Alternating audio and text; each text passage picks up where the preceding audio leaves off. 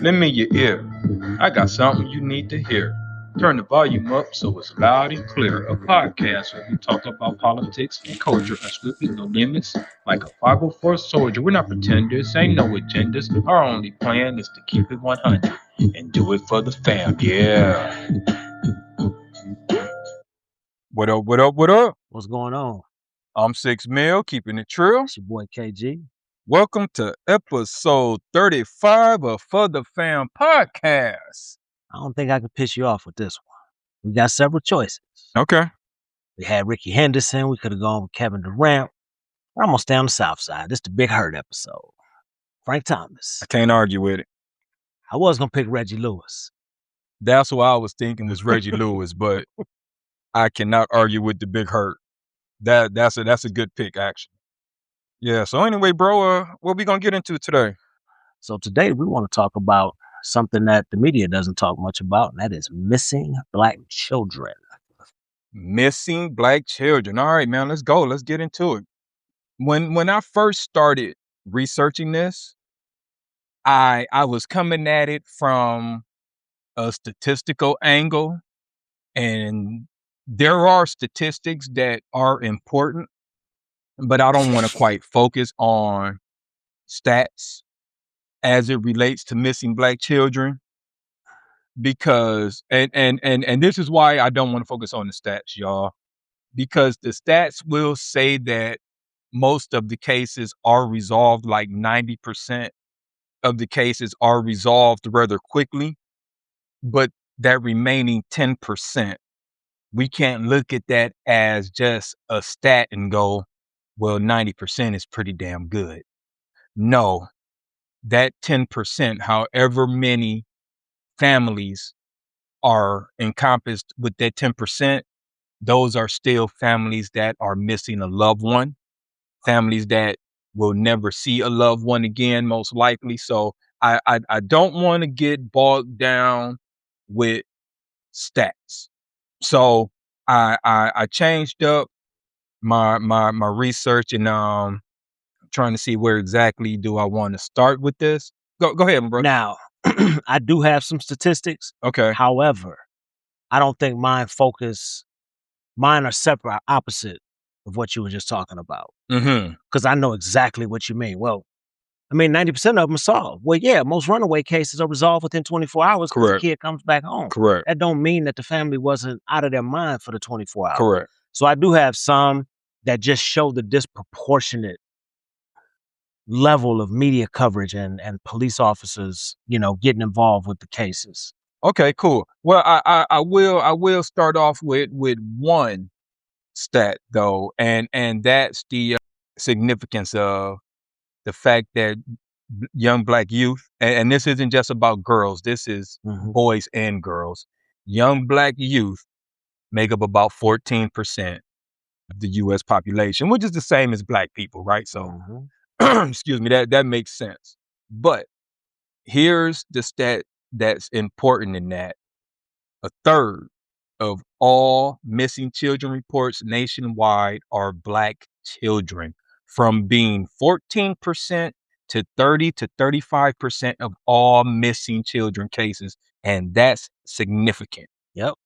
Really significant. Yep. Children under the age of 18, 35 to 37% of all reported cases nationally. Yep. The other thing, which is I think is something that you want to touch on, is the runaway label, which is why a lot of the and I know we're going to circle around to this. I'm trying not to get ahead of myself, but the runaway label basically means that when they classified the young missing kids as runaways, there are no Amber Alerts. There's no national alert or even local alert for the most part that says, hey, general public, be on the lookout for this kid, because they just consider him a runaway, which leads into the biased media coverage that we're going to get into as we continue in this discussion. And the thing is, too, is that there are certain criteria for Amber Alerts. The child has to be in a vehicle.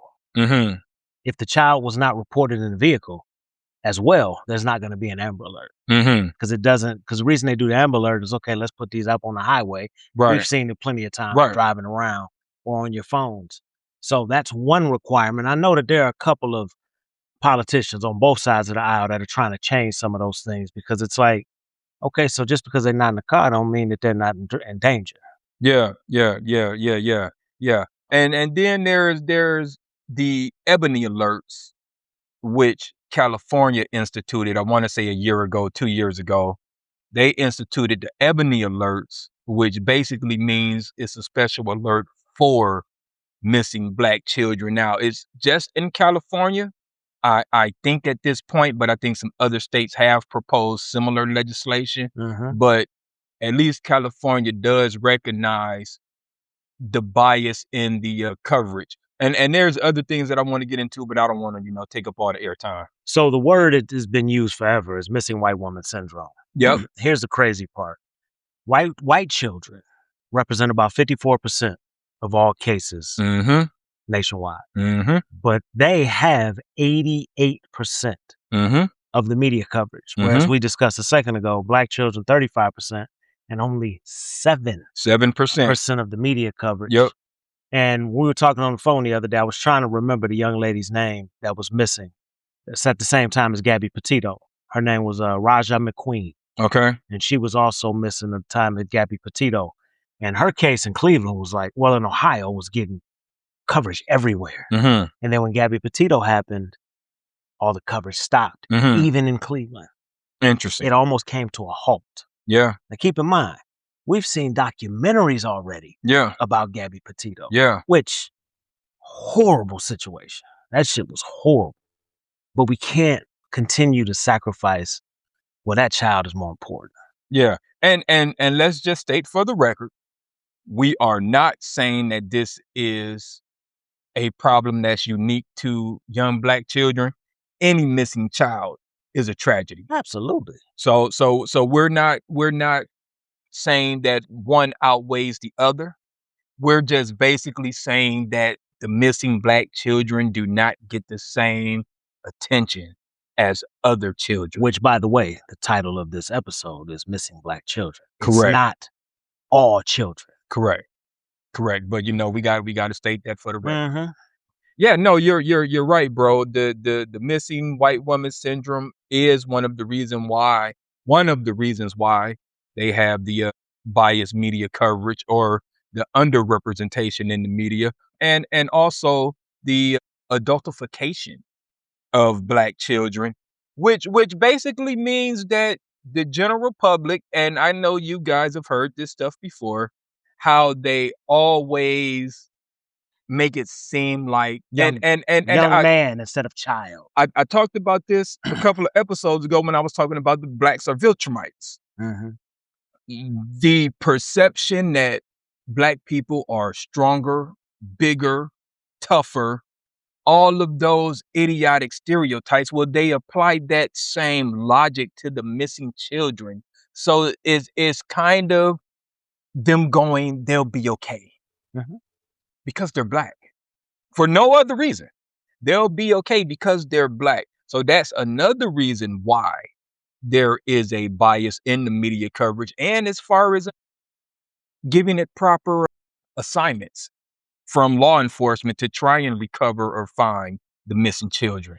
And I know one of the things here locally that has long been, the IMPD has been criticized. Now I'm just briefly going to talk about adults. They consistently label adults that go missing here in Indy, high risk lifestyle, strictly because they're Black. Oh, well, if they're missing, they must have been out in the streets doing dirt. It's never that they were trafficked. It's never that they met with foul play. It's always, like you said, with the children, they automatically make them adults. With adults, they say, well, they must have been out in the streets doing something dirty in order for them to go missing. Yeah. I want to switch gears real quick and talk about something that I seen on the news. And this correlates to what we're talking about, but it's just something not local, but in South Carolina. Did you hear about this? This was like June 4th. South Carolina, young girl running down the highway with her hands handcuffed behind her back. It just happened to get captured on the highway cam, running down the highway with her handcuffs behind her back. I want to say she was 16. Her abductor, she somehow got out of the back seat and jumped out the car and running down the highway, and a semi truck just happened to be coming down the road and was able to offer some assistance. Her abductor, white male, posing as law enforcement, had a fake badge, the whole 9 yards. This is another reason why we have a general distrust of law enforcement. This isn't the first time that someone has posed as law enforcement and did something despicable. We had guys who were pretending to be ICE agents last year, raping women and children. This is why you just can't say follow the rules or follow their instructions or whatever the stupid shit they comply. That's it. Comply with the order. No. We have a reason to be distrustful. All right, now let's get back on topic. Go ahead, bro. Which I think a lot of people don't understand. If you didn't grow up, like, for example, you and I didn't grow up in the slums.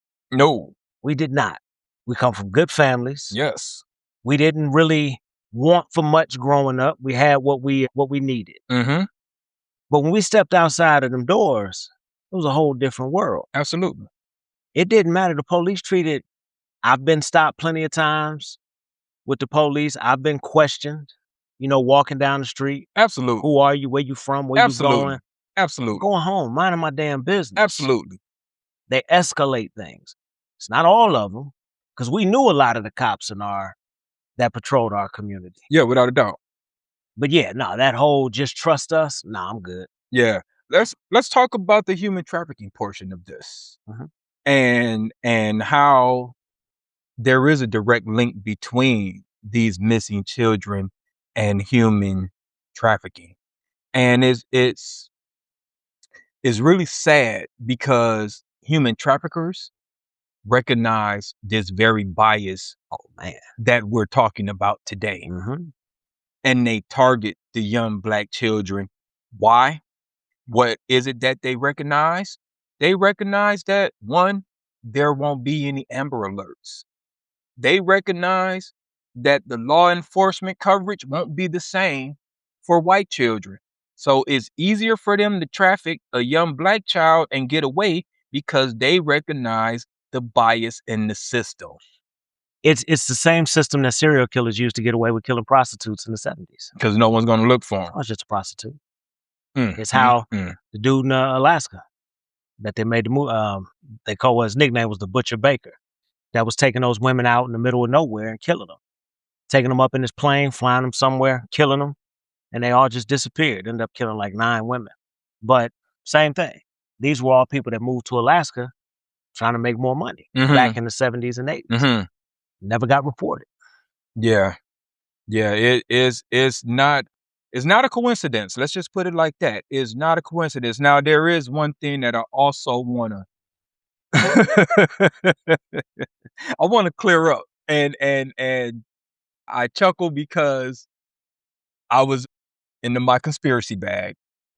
There is no evidence to support the claim that Black children are being kidnapped and their organs are being harvested on the black market. There is no evidence to support that. And to be honest, I wanted to talk about that because I thought that there would be some type of direct, and this isn't to say it doesn't happen, because anything is possible. But when I started doing more research on this, it would be really, really difficult when you start getting into the medical particulars as to why this would be a really, really high risk endeavor for any criminal. One, because blood types, you just can't take an organ out of me and put it in you if our blood types, if our tissue doesn't match. So whoever paying the money will basically waste their money. This isn't cheap. Yeah. Basically. Yeah. There is medical procedures that have to take place. You just can't take a kidney and give it to any old rich Yahoo, because there is no guarantee that the kidney would even work or their body would accept it. Also, there's expiration dates on organs, right? You only have like a couple of hours in most cases for an organ to stay viable. So that's why, after doing my research, like I said, it's not impossible, but the data does not support that Black children are being kidnapped and their organs are being harvested and sold on the black market. And not to mention, now I understand that there's a black market, but you have to take anti-rejection medication for the rest of your life when you get new organs. Well, the more likely scenario is not just random kids, people, whatever. It's people who are actually volunteering to sell their organs. Right. That's the real black market organ harvesting. It's not kids being kidnapped. It's people who are down in their luck Selling kidneys and selling. Right. That's the real angle there, not the missing Black children. And again, I got to say again, I'm not saying that it's impossible. Anything is possible, but it's just very unlikely. Go ahead, my brother. No, I was just gonna talk about the human trafficking, especially here where we are. We got 65, we got 70 that stretches all the way across the country. Yeah. I-74. And here locally, the Attorney General's office accounts for 2,000 traffic cases over the last decade, which is just comical. But all of that just comes from that National Human Trafficking Hotline. That's where the 2,000 comes from. It doesn't come from actual casework.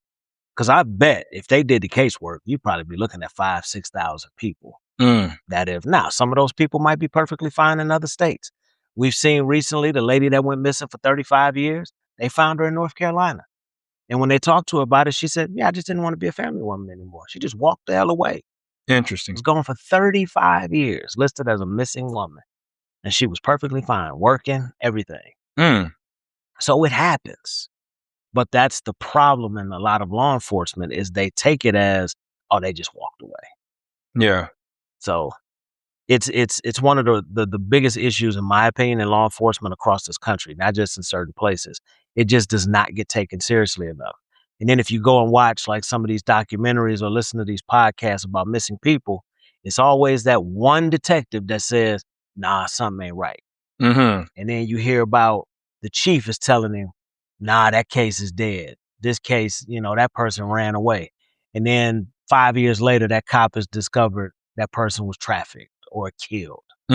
So I think unfortunately it's going to continue to be an issue until they figure out the law and change it. Because it'll continue to be an issue because we continue to have a race issue in this country. And I'm sorry, y'all, but I just got to make it plain.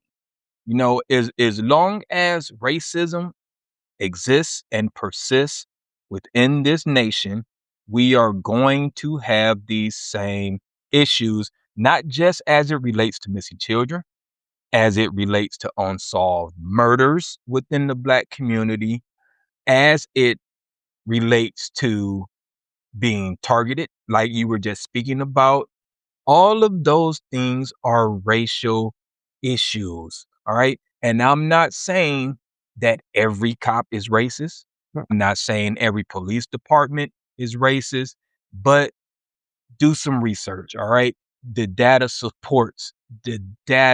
will confirm that the justice system is particularly hard on Black people. And it hasn't changed. And it's been that way. Correct. It's been that way. Correct. Even before we had voting rights, which were, threatened to be taken away. Long before that, this system was working the same way it is today. Correct. It has not changed. Correct. So how in the hell can you cater to every walk of life in your country if you're still on the books? You're treating one group of people like they're not even human. Well, 3/5 of the human. Yeah. And everything that we've detailed thus far in this discussion illuminates that racial disparity. with the Amber Alerts, with the runaway labels. That's all systemic racism. Mm-hmm. That's all I got, bro. You got some more on this issue? I just got one more thing. Okay. And I know I didn't plan on doing this many statistics. One more. The Justice Department. 40% of all confirmed sex trafficking victims in the U.S. are Black. Oh, wow. 40% of all sex trafficking victims. Children, adults, male, female, 40%. And we're only 13 to 14% of the general population. That's crazy. Whew, yeah. Man, yeah, that is a very sobering statistic right there, bro. God help us all. All right, y'all. We're gonna leave that discussion right there. We're gonna slide right into our current events. I got a few current events that I want to get into this week. So I'm just going to try and go down the line. Some I'm going to give more time than others, but I do want to just touch on a few things. So a couple of days ago, Mike Huckabee, he is the U.S. ambassador to Israel. Sarah Huckabee Sanders' father. Or America East, whatever you want to call it. So check out what he said. And I'm reading this verbatim because I don't want to misquote this man. I don't want to be accused of putting words in his mouth. Without Israel, without the Jewish foundation, there would not be America. America was founded in 1776, right? Mm-hmm. Isn't that the whole reason why we see 250 splattered all over the place is because 1776 Israel became a state in 1948? 46, 47, somewhere around there. 47, I'm pretty sure. I think President Trump, President Biden, President Clinton, President George W. Bush are all older than the state of Israel. Mm-hmm. How in the hell can you fix your lips to say, without Israel, there would be no America? Mm-hmm. Absolutely bonkers. A bonkers statement, a bonkers claim to make. But to me, this sheds some light on how a lot of politicians think, not just Republicans and Democrats alike. This sheds light on how some of them think. Mm-hmm. I think a lot of these politicians are more loyal to the state of Israel than they are to the United States, which would make them traitors, in my opinion.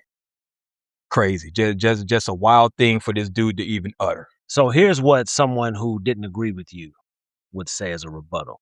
Well, what he really meant was that if Israel wasn't put in place in 1947, the terrorists from the Middle East would have already annihilated us.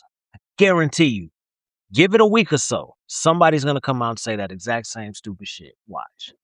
Here's my issue with anyone who ever tries to tell me what someone meant to say. No, they said what they said. Right. Don't tell me that. No, that's not what they meant to say. That's what you meant to say. Or you wanted them to say. Right. They said what they said. I hate that as an argument or a talking point in a debate that, well, what they meant to say was no. What they meant to say is what they said. So yeah, don't even come at me with that foolishness. The other current event I want to get into, two things, and they're going to go together. First, I want to talk about President Trump. Yeah, this is about to be a dump on Trump segment, by the way. President Trump called Obama a stupid son of a bitch a couple of days ago. Why do I say Trump called Obama a stupid son of a bitch? Because he does not talk to the Iranian officials. So his claim is Iranian officials said that the JCPOA was dumb and they called Obama a stupid son of a bitch. No, they didn't, because they were complying with it every year. Every year. So why would they negotiate that and then call him a stupid son of a bitch behind it? If they didn't respect it, then they just wouldn't have complied. A lot like this 90 or 60-day deal that you're proposing that they've already have broken. Obama's not the stupid son of a bitch. You're the stupid son of a bitch. You're jealous, you're petty, you're hateful, and that's how you govern, which is why we're in this debacle that we're in right now. The JCPOA was working. They were complying. You ripped up a deal because of your pure hatred and jealousy for the black man. That's the only reason you did it. But what you're learning and what America has learned, it's easy to tear something down. It's a whole lot harder to build it up. And that's the lesson that we're learning right now. Gas prices are through the roof as a direct result of Trump tearing up the JCPOA. The Strait of Hormuz used to be free. Now, vessels and boats are going to have to pay a toll to get through the Strait of Hormuz. Yeah, because it is closed again, by the way. It's closed again, which is why I was saying that they've already broken that deal. Yep, closed again. You talking mess about you run Israel and BB's going to listen to you. He's steady bombing Lebanon. And told his people, no matter what the outside influence, Israel will always protect itself, which told you right there. He ain't trying to hear nothing you talking about. None. He's literally like, dude, shut up. They've made such a fool out of Trump and America through this whole ordeal, right? They always want to highlight the fact that the JCPOA gave Iran $1.7 billion. No.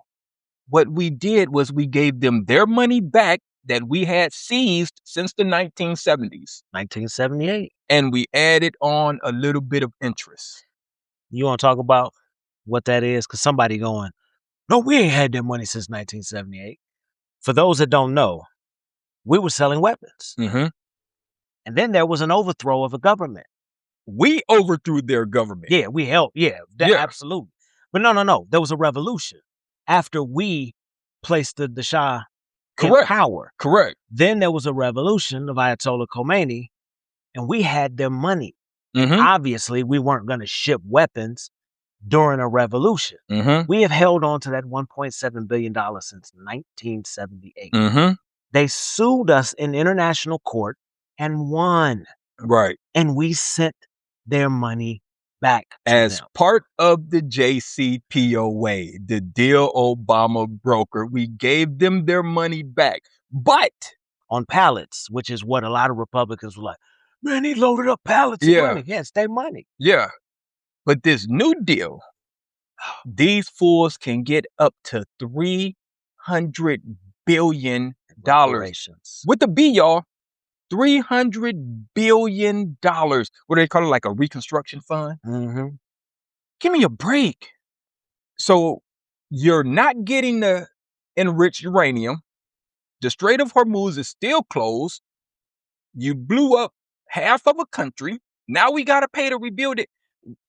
What was this all for? And after the G7, even more people hate you. Yeah. The only thing I can say is the corruption part, because of the weapons deals, somebody's profiting off of this. It's not the United States, but you better believe that these weapon manufacturers are about to clean up. And these construction companies, sort of like how Halliburton did when they went and rebuilt Iraq, some of these construction companies about to go over there and clean up also. Yeah, Dick Cheney pocketed so much money, man. Without a doubt. Without a doubt. So those are my current events. Anything you want to add, brother? Nah. You sure? Yeah. All right, cool. All right, y'all. We're going to slide right into our word or rant about a random topic. My brother rubbing his hands, so I know he got a good one. Have at it. All right, so I'm gonna break this down into sections. Okay. I want to talk about the Lincoln Memorial reflective pool. So it would have been very easy for me to get on here and use the same talking points I've seen on MS Now, CNN, or Fox, clips of this and that and whatever. Sure. But I wanted to actually look up so I knew what the hell I was talking about. So the no bid contract. This was a no bid contract. Yeah, right, for one of his homies, a homeboy hookup, basically. Right. So it's a company called Atlantic Industrial Coatings, and they're from Virginia. You know what their qualifications are? They previously worked on his swimming pool at a golf course in Sterling, Virginia. That's their qualifications to do the reflecting pool. Now, I'm only giving part of the blame to them. And once I get through these, you'll understand why. So the project was pitched as the whole American flag blew for the 250th birthday. Trump claimed it would cost $1.8 million. The final cost was $14.7 million. There was a markup. So the National Park Service documents that were leaked said that they charged an inflated 20% margin. And the federal standard is between 6 and 12%. They charged 20, which cost people like you and I an extra $850,000. So the 100-year lie, where the paint would be good for 100 years, which why anybody would ever say that out loud is hilarious. So on June 5th, which was my mother's birthday, Trump posted on Truth Social that it was complete, it was cheap, and it used industrial material that could last 100 years. Days later, because they did not properly fix the filtration system, the June sun turned the water into a pea soup green. A swamp. Right. Now, keep in mind, that wasn't the only reason this happened. The very next day, they're pouring peroxide to kill the algae. Here's the problem with that. Industrial epoxy pool paint takes 5 to 7 days in completely dry weather in order for the paint to cure properly. Peroxide acts as a paint peeler for that type of paint when it has not been cured properly. So here's why I'm only giving them part of the blame. You know as well as I do, hey, this shit needs to be done by June 5th. And that's what I mean, and you better get it done. Right. The president wants it done. Nobody had the balls to say, hey, man, this is going to take it. We need to wait at least 7 days. Right. Block that whole pool off with caution tape or whatever. Right. Please stay out of the pool. Right. So as of this morning, I saw another video of the pool. Drone. The middle is coming off in like 20-foot chunks. Nice. From the bottom. Nice. Which, by the way, they've arrested a bunch of people who've jumped in and collected paint, like take it as souvenir. Yeah, they've been. Why would you jump in that water? They've been arresting people. I'm surprised their skin just didn't immediately peel and fall off. Right. So there's a rumor that they sprayed it with like truck bed liner to try to disparage the company. That's not the case. Epoxy paint takes about a week to cure properly. So this room, I don't know who started it, and I'm not defending this company in any way, shape, or form, but it was the rumor was started, in my opinion, to disparage the people. But you got a no bid contract to do the reflective pool. I don't give a damn if Trump is your brother. You run your own company. Do you want your name attached to this bullshit? They didn't look at it like that. One, they looked at the guaranteed money, and they looked at the opportunity to say, I did this at the White House. They looked at the advertising, and they looked at the guaranteed payday, bro. That's all that they probably looked at. But here's my thing too, and you hear me say all the time, I don't expect. There's just certain people I don't expect anything from. I guess we should have expected this. These are the same people that called an emergency meeting, 8 years ago at the Four Seasons, and ended up outside of a small business in Virginia somewhere Yeah. because they were too stupid to realize that they meant the Four Seasons Hotel in Washington, D.C. Yeah. So I don't expect anything less from idiots like this. The whole thing is idiotic from the onset, whatever it is. It's called the reflecting pool for a reason. It was gray for a reason. It's a memorial. It's not supposed to be swimming pool blue, you idiot. It's not supposed to be American flag blue, you idiot. It was gray for a reason. But this is why you don't put a senile old buffoon in charge of stuff. Any other president knows that this pool is this color for a reason. It's a memorial. It's for reflection. Hence the name reflective pool. It was reflecting the memorial of Lincoln, and it was reflecting the Washington Monument. Idiot. For those who don't know, go back and look up pictures of Trump's hotels from the 80s. It's all gaudy gold, crappy bullshit. Trashy. But he's always been tacky like Yep. this. Look, he's always worn suits. I've never seen Trump in anything but a suit and tie. Always. It's not like he's wearing bullshit, ugly, cheap suits. That's the only thing that hasn't been tacky about him. Yeah. It's his suits. Yeah. Everything he's done his entire career has been tacky. Gold bathrooms, gold toilet seats. Like, man, get the hell out of here. Yeah. That's all you got for that, brother? Mm-hmm. Yeah.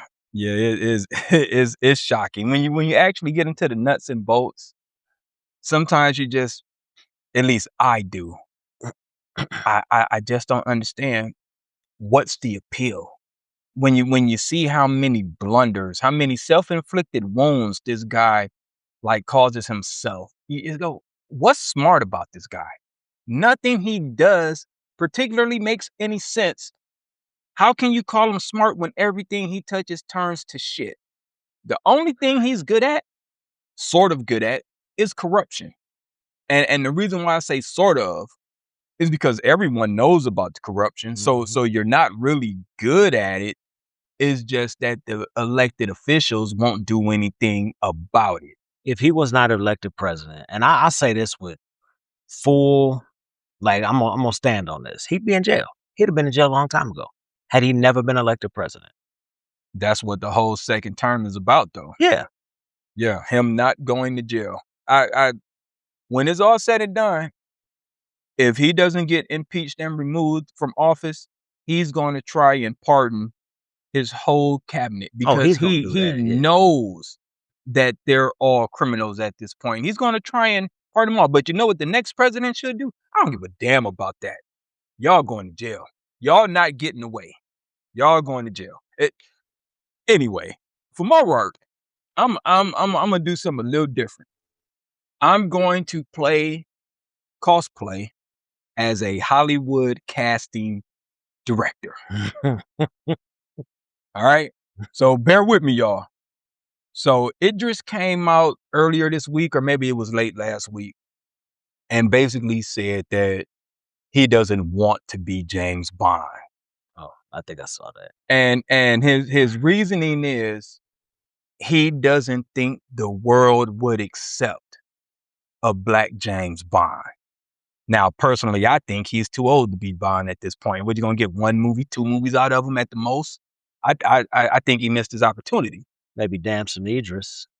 Well, it's funny you say that. I was thinking Regé-Jean Page should be the next James Bond. Dungeons and Dragons. Oh, okay. Yeah, pretty boy. Yeah. I think he should be the next James Bond.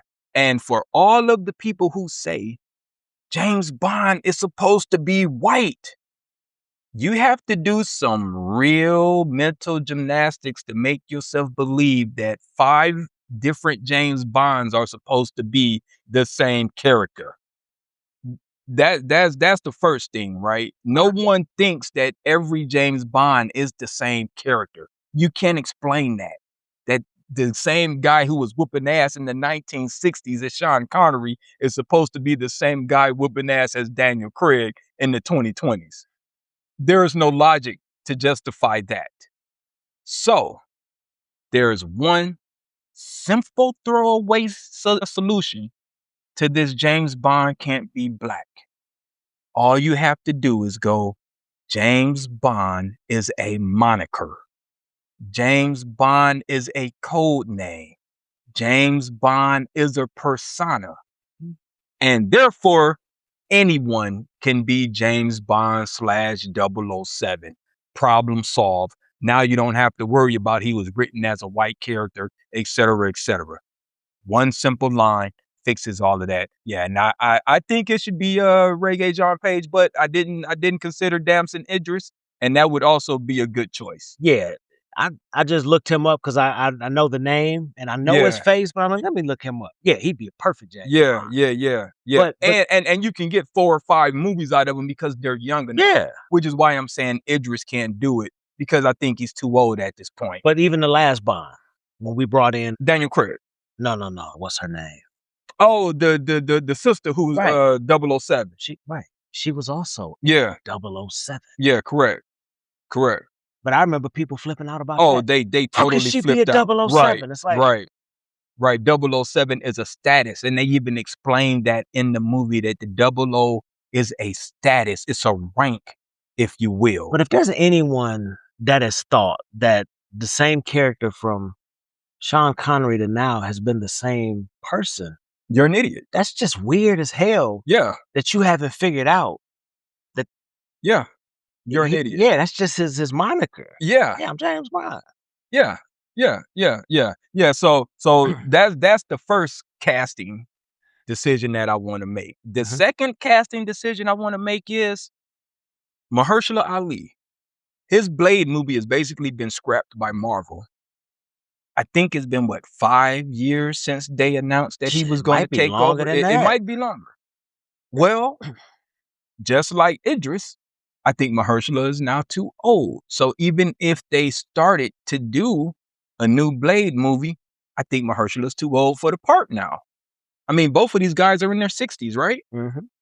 We're going to get one movie of Mahershala being Blade? Yeah, when you mentioned Mahershala a couple weeks ago and said that he was 60, I was like, nah. Yeah. You're like, yeah. Yeah, I mean, don't get me wrong. Both of those brothers look good for their age, but the physical body can only do so much. And how many movies are you going to get out of these guys before you have to recast them? So my suggestion for Blade is Alain Noel. If you don't know who Alain Noel is, he is the star of the Nemesis series that just finished on Netflix.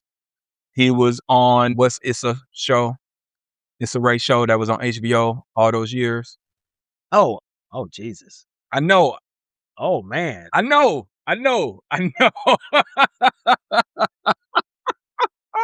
I can't think of the name of it either, and shame on me. What the hell? No, that's gonna bother me. But yeah, he was a star on Issa Rae's show, and he was Insecure. Insecure. Thank you, Insecure. Yes. And I was thinking immature in my head. And I'm just like, I know it's not immature. All right, yeah, Insecure. Yeah, he's a star of Insecure. He's the star of the Nemesis series that just finished on Netflix, and he was also in one of those Purge movies. Yeah. Oh, damn, he sure was. Yeah. The guy looks like a young Wesley Snipes. He has the stature as far as physically. He's young. He got a big, bright smile. So all you really have to do is put fangs on his teeth and boom. You don't even have to do a whole lot of makeup. That's your new Blade right there. Alain Noel.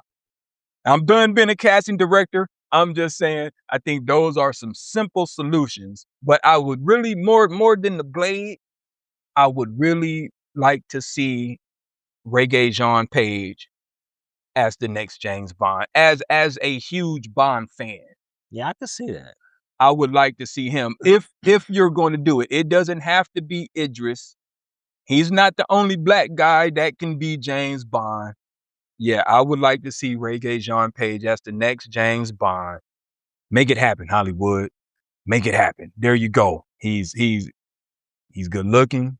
He's suave. He's British. You know what I'm saying? Because I know that's a British. She's British. Yeah, that's a requirement.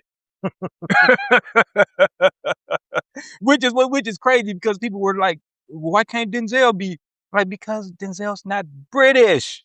That's why he can't be James Bond. Or they were even saying like John David. I'm like, they're not British. Oh yeah. Like I don't care so much about the black and the white, but I would even be upset. Like, wait a minute, man, James Bond's supposed to be British. Like, come on, man, don't do that. When it comes to the Bond movies, I just want to see a good movie, and I'll admit those last two. Well, I mean, Daniel Craig was done with that role. He didn't even want to do the last two movies. I just thought those last two movies kind of got away from what Bond was, and that's all I care about. I honestly, he was a more rugged, more action-packed James Bond than any of the previous James Bonds. You know, he wasn't the suave, debonair. And I mean, I didn't hate Daniel Craig as James Bond, but he definitely brought a different flair to the role. Who was the smoothest James Bond? I gotta go with the original Sean Connery, but if you're asking me like who do I, because Sean by default, I'm saying Sean Connery. When you say who's the best, who's the smoothest, who's Sean Connery, because he's the originator. But if you want me to rank them after that, Pierce Brosnan. Yes, thank you. Yeah. Now we grew up with Bond as Roger Moore. Right. That's all we knew. Right. So with Pierce Brosnan, it was it Timothy Dalton? Timothy Dalton he got two movies. He got two. He got two. He got The Living Daylights and Living Daylights, and is it like a time? No, a time. Is it A Time to Kill? Yes.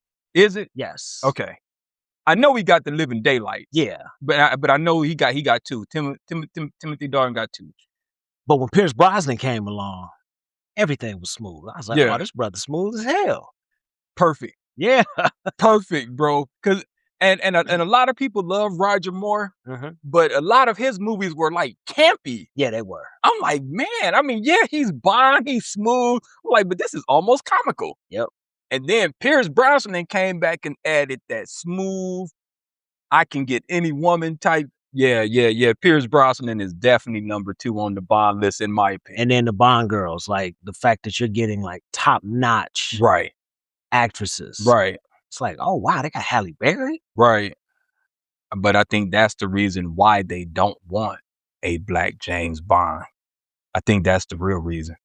Because they know they top-notch white actresses gonna be in them James Bond movies. Oh, yeah, for sure. They don't want to see that. Nah. That's the real reason why they don't want a black Bond. But that's a whole nother story. All right, y'all, we're going to leave that right there, and we're going to go right into our 5 on the black hand side movie review. And for this review, we chose Uptown Saturday Night, starring Sidney Poitier, Bill Cosby, Harry Belafonte, Flip Wilson, and just an all-star cast. Too many for me to name, but as we get into it, you'll go, oh, they were in that too? Basically, every popular black star from that era was in this movie. All right, bro, take it away.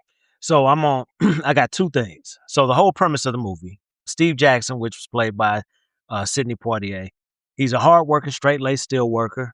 And him and his impulsive taxi driver buddy, Wardell Franklin, which is played by Bill Cosby, sneak out for a wild night at Madame Zenobia's, a high-class illegal underground gambling club. Yes, sir. During their night out, masked bandits robbed the club. Now, for a lot of people, if this sounds familiar, this was kind of like the premise of the Kevin Hart Fight Night. Some of it was. Okay. Like, the I out get for the you. night I type get thing. you now. Yeah, I get you. They stripped everybody of their cash and jewelry. But the trouble starts the next day when Steve realized his stolen wallet contained a winning lottery ticket worth $50,000. Desperate, the duo takes to the streets to track down the thieves themselves. So, I want to talk real quick before we get into it about the cultural impact. Okay. So this was released during the height of blaxploitation. Sidney Poitier intentionally directed this movie, which I completely forgot about, that he was the director. I didn't recognize that either. So he wanted to do a counter narrative. He was frustrated by Hollywood's reliance on negative stereotypes and gritty, violent crime tropes. Instead, he crafted a classy, elegant, and genuinely joyful buddy comedy Yes. that celebrated community, friendship, and Black excellence. I also forgot that this is just one of 3 movies. Yeah. I forgot about Let's Do It Again and A Piece of the Action. Let's Do It Again. Pretty good. Not as good as Uptown Saturday Night. A Piece of the Action. And for those who've never seen this movie, and I understand he's kind of a toxic person at this stage of his life. And he was excellent. Man, Bill Cosby. Excellent. Excellent in this role. Was excellent. Great. But he was great in all of these movies back then. Right.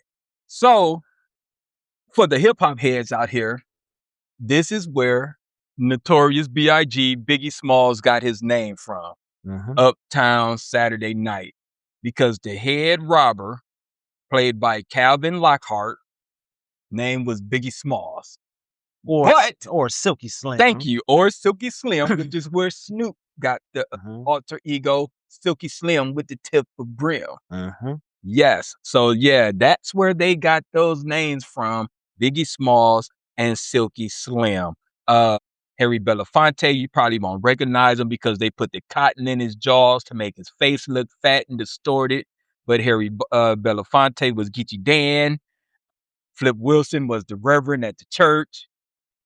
He had that great line, loose lips, sink ships. I know y'all done heard some rappers say that. Yeah, straight off of this movie. Flip Wilson, when he was doing his sermon. Let's go back to Madame Zenobia's. I loved when they were at the crap table, bro.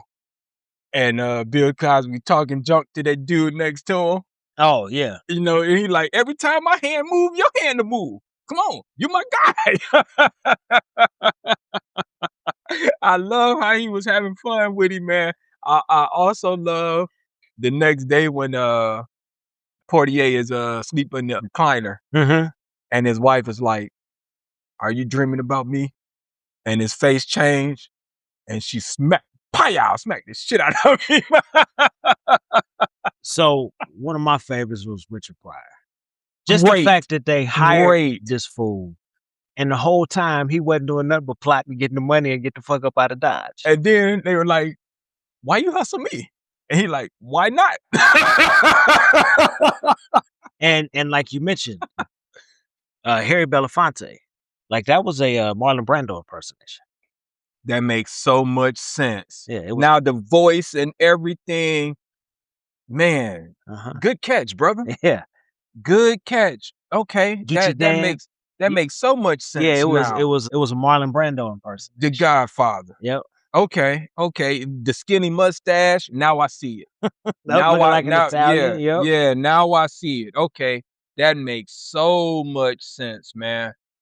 I don't know, bro. It's just like you were saying, good, joyous, family fun, and this is a family movie. Despite all of the being at a nightclub and it getting robbed and them having to strip and all of that, this is a family movie. I don't think there's much profanity in this movie. There is some violence, but not like people getting shot and killed. They had the bad guys playing softball at the church picnic. Oh yeah. The bad guys out there, man, that food looks so good at the church picnic, man. That chicken and stuff. I'm like, oh, and wow. You know all that was real. You know it was real. Hey, but I also love when the day after they got robbed and they were in church, one they kept falling asleep, but then when the collection plate came around and Bill Cosby was faking like he reached down in his pocket and he was making his hand shake like he was throwing something in there. His wife like, put some money in the tray, and he like, Now we may have to do Let's Do It Again. Oh, we could definitely do Let's Do It Again for sure. Because you know, every time you said the name Biggie Smalls, all I kept thinking about is that scene at the boxing ring when Biggie Smalls then walked in and John Amos was sitting in the stand. Kansas City Mac. Kansas City Mac. Yeah. But he said, you got to bring ass to get ass. Yeah, yeah, yeah. Also a really good one, man. Yeah. Let's just run down some of these names for people as far as like the celebrities. Roscoe Lee Brown played the congressman. Mm-hmm. Leggy Pelly, my goodness, Leggy Peggy, The which is congressman's wife. Paula Kelly, the congressman's wife. She was a trained Broadway dancer. Mm-hmm. You got like you said, Richard Pryor was in this. You got Rosalind Cash, which was Sidney Poitier's wife. She was the one who slapped him across his face. You slapped me, woman. She was in the Cosby Show a lot. Mm-hmm. She was in the Cosby Show a whole lot. Yeah, and she was like, I didn't slap you. You were dreaming. I want to say that Madame Zenobia was somebody popular, but I can't find her on my list here. Lee Chamberlain. Okay, my bad. I do have her on my list. Yeah, Lee Chamberlain was Madame Zenobia, who was flirting with Sidney Poitier. Mm-hmm. You had my man from the Five Heartbeats, the dancer. He was Little Seymour Pettigrew. He was the choreographer. He was Sarge. Oh, okay. Yeah. Him and his brother, and I can't think of their names for some crazy reason. Him and his brother were the tap dancers. Yeah, the what's the name brothers? Because they're the ones that popularized that when they used to jump off those steps. Yes, man. Yes. He was Little Seymour. Because it was Fred Astaire that called them like the best dancers he had the ever Nicholas seen. brothers. Yeah. My goodness, what is wrong with my mind today? Yeah, Fred Astaire, he was like, man, I ain't never seen nobody dance like that. Yeah. Real quick, man. Can we talk about how Bill Cosby looked like old boy from The Whispers? Which one? Dude, that beard and that mustache combination was wild. Dude, his mustache was it was thick. Dude, that shit was like 3 inches thick. Yeah, it was thick. Hey, the brother from The Whispers that got the beard all the way up to his jawline. I got to see a picture because I can only picture Scotty and Walter with them thick caterpillars on their lips. Yeah, man, that's all I can picture right now. Scotty and Walter. I like when Bill Cosby was out walking at night trying to do some investigative work, and he got picked up for being that serial killer or that kidnapper or whatever it was. Oh, that was absolutely hilarious, man. I don't know why. Oh, okay. Hey, tell me that beard. Yep. It definitely fits the bill. Yeah, it's just this is just an all around good, fun movie. And it still holds up. Yeah. Hell, this movie came out, what, 2 years before we were born? Yeah. Yeah, a year, because it was 74, right? Was it 74? I think it was 74. Because, Do It Again 74. Was 75. Yeah. And then Piece of the Action was 77. Yeah. Yeah, just a really good movie. And like I was telling you on the phone, I think Burris is trying to remake this. Yeah. And I don't want to hate, but I'm kind of hoping he doesn't. Sometimes some of these movies just don't need to be remade. But if he did, I'm gonna put my casting hat back on for a minute. Shaq would have to be Big Percy, and Cat Williams would have to be Little Seymour. Those are my only 2 suggestions. Other than that, go for it. So I do remember when Will Smith and Denzel Washington, they were talking about it. Yeah, I think you mentioned that a while back. Yeah, so because that just pulled up. Yeah, I think that was like the early 2000s where they were floating the idea of remaking this. And then I know Kevin Hart and Kenya Barris, the one that created Blackish. Correct. Yeah, they've been trying since 2018. Correct. And like I said, I really hope that they never make it, to be honest, because I just don't want them to ruin it. Because Kevin Hart will be Sidney Poitier's character. No, you know he would be. You know he would. Can't see it on Heartbeat Productions. You know he would. Totally can't see it. Maybe Bill Cosby's character, or maybe even no Richard Pryor. Yes, his small role. Yes. Yeah, his character would be great for Kevin Hart. Yes. He'll never take himself down to that level. No, but Tick. yeah, no, he totally shouldn't be a main cast. No, absolutely not. And I love how he was hitting them fools in the head with that hammer, bro. When they were on top of the car, when they were trying to escape from the picnic, and he's smacking them fools in the head with that hammer. They had guns, which they, like I said, no one gets shot. He hitting them fools in the head, then bam, lights out. And they threw the suitcase in the water, and he like, man, I'm getting my ticket. And Bill Cosby like, hey, fool, you can't swim. And you know what's crazy too? At that time, seeing Sidney Poitier in a movie like this, Yeah, you know, it yeah, was because people were like, man, you know, Sidney Poitier is real yeah, stern, yeah, straight to it kind of acting, yeah, and then he yeah. stars in this with basically a bunch of comedians: Correct, Flip Wilson, Bill Cosby, Richard correct, Pryor, correct, man, correct. And held his own. and then a civil rights activist Right, with Harry Belafonte. correct, correct. So yeah, that's what I say. This is a who's who of famous black celebrities at that time. So yeah. One thing, real quick. So the movie it had a $3 million budget. It says it made 6.7, but there's another number out there that says ticket sales were well over 11 million. Mm. So there's a discrepancy somewhere. I think if they did a re-release right now, this movie, a re-release of the 1974 version, this movie will clean up at the box Yeah, office. just digitize it. Yep. Yeah, absolutely. Yep. This movie will clean up. You don't have to change a thing. Just re-release it. Like you said, maybe upgrade the make it high def. And this movie will clean up at the box office Or right just now. put it on Netflix. There you go. It'd be on your top 10 list. There you go. And it'll stay on there for the rest of the summer. Because our generation would be immediately like, oh, Uptown Saturday Night. Without a doubt. Without a doubt. All right, y'all, let's go ahead and rate this thing. I think by the way we're glowing about this movie, it's a classic.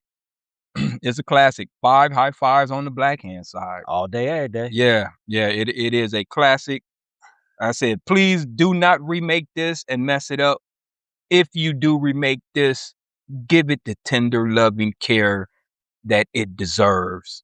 Don't go and try and change up the plot like they messed up Sparkle with Jordan Sparks and them. God, yes. Please do not mess up this movie and put a bad taste in our mouths. Leave this as is. This, in my opinion, would be like them trying to remake The Godfather with a whole new cast and stuff. And you'd be like, what are you doing? Yeah. Some movies you just need to leave alone. Because most of the time nowadays, these movies end up being, like you said earlier, campy.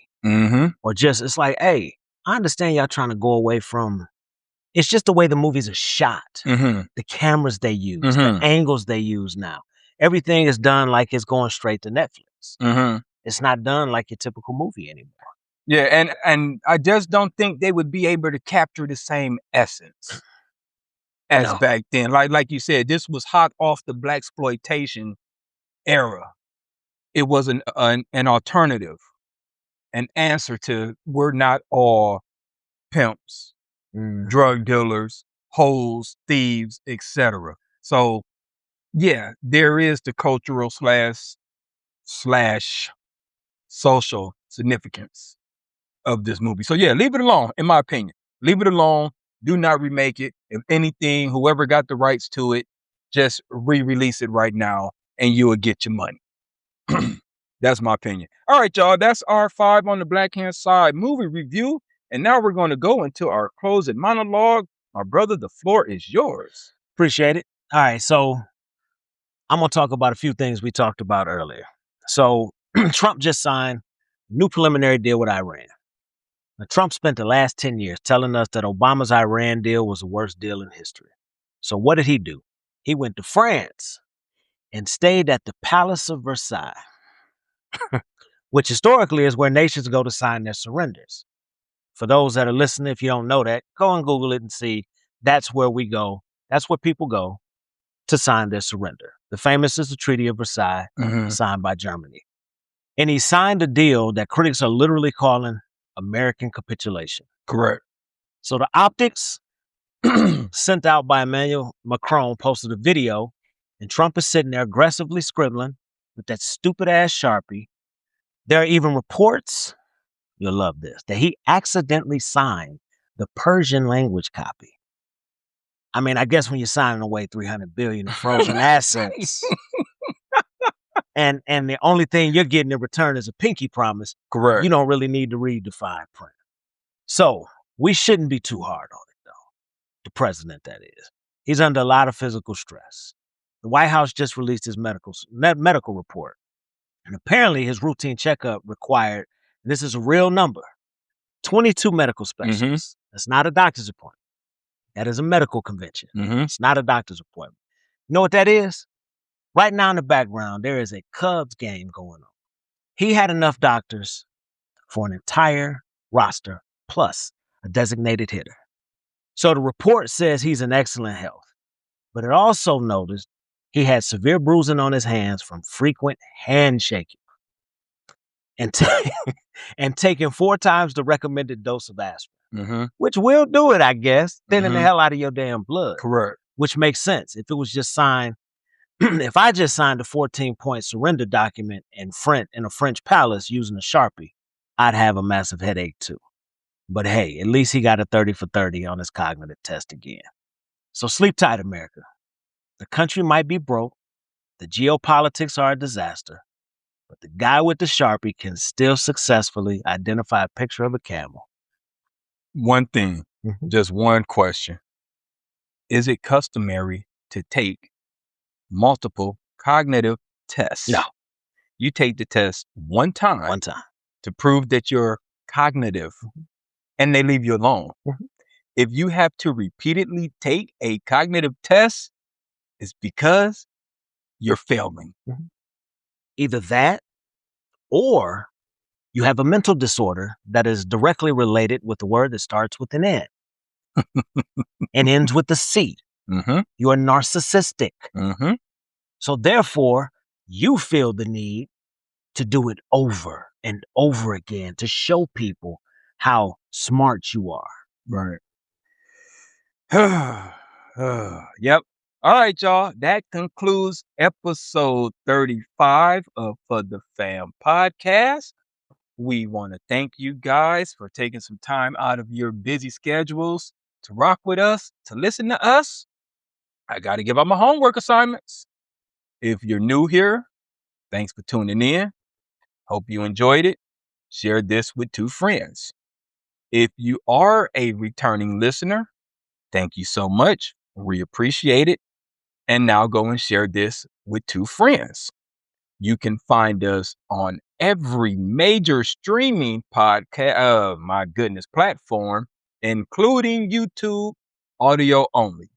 All right. So you have no reason to say you can't find us. We're everywhere. Give us a like, give us a share, give us a subscribe, drop a comment. We appreciate all of that. And I'm going to just leave it right there. Got anything you want to add, my brother? All right, y'all. Thanks for tuning in, and we'll holler at y'all next time. Peace.